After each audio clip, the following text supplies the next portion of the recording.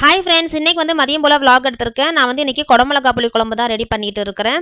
So எல்லா லேடிஸுக்குமே வந்து பார்த்தீங்கன்னா, என்ன குழம்பு வைக்கலாம், என்ன செய்யலாம் அப்படின்ற ஒரு யோசனை வந்து நமக்கு அதிகமாகவே இருக்கும். ஸோ நானும் அந்த கேட்டகரி தான். ஸோ இன்றைக்கி வந்து எனக்கு வீட்டில் வந்து வெஜிடபிள்ஸ் குடமிளகாய் இருந்துச்சு. ஸோ அதை வச்சு இன்றைக்கி குழம்பு ரெடி பண்ணிடலாம் அப்படின்ட்டு நான் அதை ரெடி பண்ணிக்கிட்டு இருந்தேன். சைட் டிஷ் வந்து நான் முட்டை பொடி மாஸ் தான் ரெடி பண்ணிட்டு இருந்தேன்.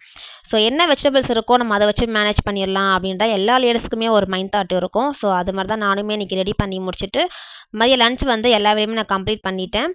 ஈவினிங் வந்து நான் வந்து இன்றைக்கி டீ கடை போண்டா தான் நான் ரெடி பண்ணிக்கிட்டு இருந்தேன். ஸோ ரொம்பவே சூப்பராக இருந்துச்சு. நீங்கள் வந்து அதுவும் இல்லாமல் கோதுமை மாவில் நான் ரெடி பண்ணியிருக்கேன். ரொம்ப ஹெல்த்தியாகவும் இருக்கும். எப்பவும் போல் தான் வெல்லம் கரைச்சி எடுத்துகிட்டு மாவு கூட ஆட் பண்ணிவிட்டு ஒன்று ஒன்றா பொரிச்சு எடுத்துட்டோம்னா டீ கடை போண்டா ரெடி ஆகிடும். ட்ரை பண்ணி பாருங்கள்.